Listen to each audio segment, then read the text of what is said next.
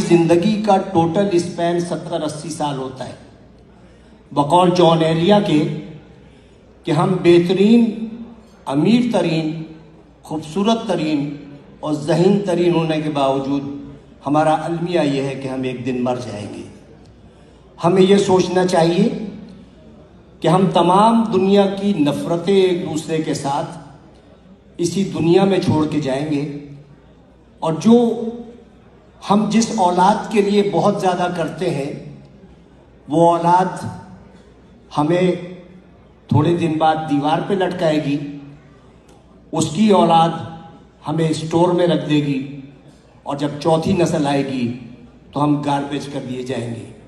ہماری دنیا میں اتنی حقیقت ہے اور اتنی حیثیت ہے، میں دعوے سے کہتا ہوں کہ اس محفل میں بیٹھے ہوئے 10% لوگوں کو بھی اپنے دادا کی شکل یا پردادا کا نام یاد نہیں ہوگا۔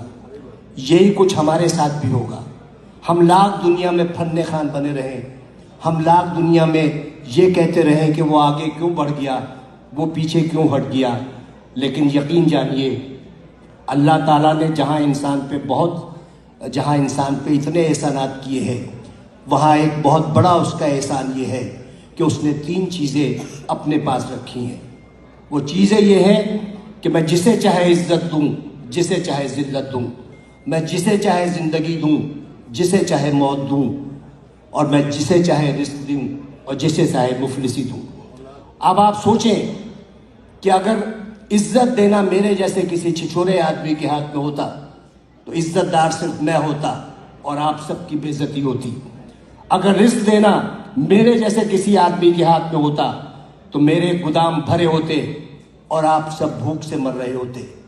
اگر اسی طرح زندگی یا موت میرے ہاتھ میں ہوتی تو صرف دنیا کی آبادی ایک شخص کی ہوتی، کیونکہ میں سب کو موت سے ہمکنار کر دیتا۔ اس راز کو سمجھنے کے لیے ضروری ہے کہ محبت اور نفرت کے بنیادی فرق کو سمجھیے۔ بہت بال برابر فرق ہے۔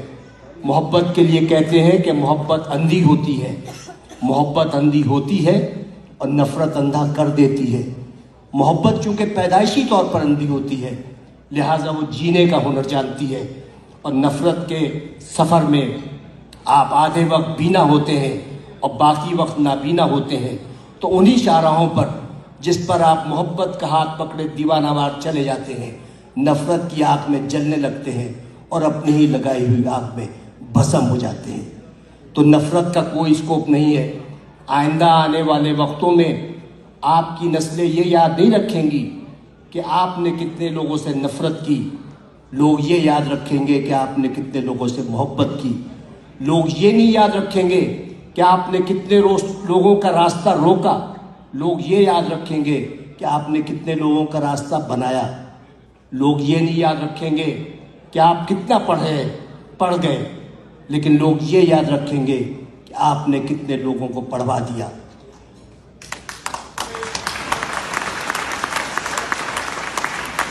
یہ وہ